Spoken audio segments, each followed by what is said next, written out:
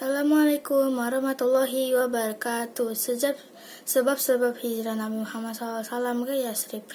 1. Tekanan dan ancaman dari kaum kafir Quraisy. Nabi Muhammad dan kaum muslimin mendapatkan ancaman, tantangan, dan perlakuan buruk dari orang Quraisy karena mereka ingin menggagalkan dakwah Nabi Muhammad. 2. Adanya perintah dari Allah Subhanahu wa Ta'ala untuk berhijrah ke Yasrib. Sebagaimana Allah menurunkan surat Al-Anfal ayat 30. Setelah mendapatkan perintah Allah Subhanahu wa Ta'ala, Nabi Muhammad segera bersiap untuk hijrah ke Yasrib atau Madinah.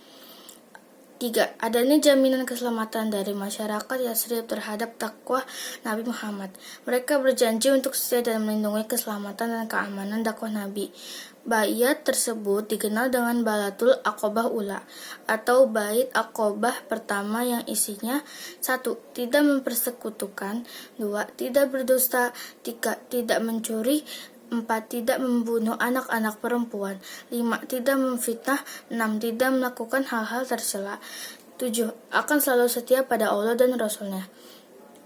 4. Permintaan penduduk Yasrib kepada Rasulullah agar hijrah ke negaranya. Masyarakat Yasrib telah berjanji untuk melindungi dakwah Nabi. Bentuk janji setia mereka sampaikan pada peristiwa Baiat Aqobah pertama dan Baiat Aqobah kedua yang berisi 1. Berjanji untuk taat dan setia kepada Rasulullah, 2. Berjanji untuk tetap berinfak, 3. Berjanji untuk tetap melakukan kebaikan dan menghindari kemungkaran, 4. Berjanji untuk tetap teguh membela kebenaran karena Allah, 5. Berjanji untuk tetap membantu dan membela Rasulullah.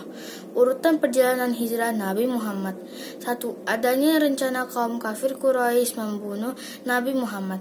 Kaum Quraisy mengetahui sahabat Nabi berhijrah ke Yasrib. Mereka membuat rencana mengepung kaum muslimin dan puncaknya merencanakan dan mengadakan pertemuan untuk membunuh Nabi Muhammad. Mereka berkumpul di Darun Maduah. 2. Keberangkatan Nabi Muhammad hijrah ke Yasrib. Nabi Muhammad dan Abu Bakar pergi ke Yasrib dari arah selatan untuk mengelabui kaum kafir Quraisy. Mereka menetap di dalam Gua Sur, berjarak 5 km sebelah selatan kota Mekah. Selama 3 hari. Selama di gua, Nabi Muhammad merencanakan secara matang untuk mengamankan proses hijrah. 3. Kegagalan kaum Quraisy membunuh Nabi Muhammad. Suraqah bin Malik bin Jushum yang mengejar Nabi Muhammad dan Abu Bakar gagal karena kudanya tergelincir jatuh sampai beberapa kali. Ia ingin mendapatkan 100 ekor unta bila ia dapat mengejar Nabi Muhammad. 4. Perjalanan Nabi Muhammad dari Kuba ke Yasrib. Dalam perjalanan menuju ke Yasrib, Nabi Muhammad singgah di Kuba, sebuah desa yang terletak 2 mil di selatan Yasrib. Nabi Muhammad di desa itu membangun sebuah masjid pertama dan melaksanakan sholat Jumat di sana. 5. Rasulullah dan Abu Bakar tiba di Yasrib pada tanggal 12 Rabiul Awal. Masyarakat Yasrib telah lama menanti kedatangan beliau. Pagi hari mereka berkumpul di jalan sampai kedatangan Nabi Muhammad.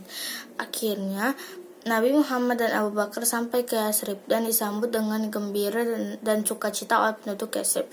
Setelah Nabi Muhammad tiba di Yasrib, Nabi Muhammad membangun masjid dan Nabi Muhammad mempersaudarakan antara orang Muhajirin dan orang Ansor.